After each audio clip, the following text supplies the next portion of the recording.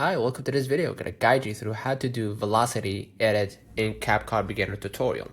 Now open your project, tab your video in the timeline. Now select speed or go to speed here. Then select curve. Choose custom. Hey guys, let me stop here. Double click custom.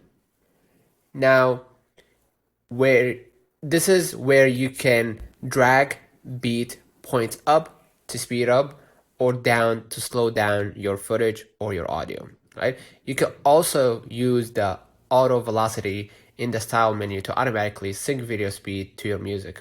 So if you want to know how, let me go back. Effects. Where's tiles? Not here, not here, not here. Sorry. Let me select the video. Effects, style. Right? Inside, you can choose velocity instead of trending.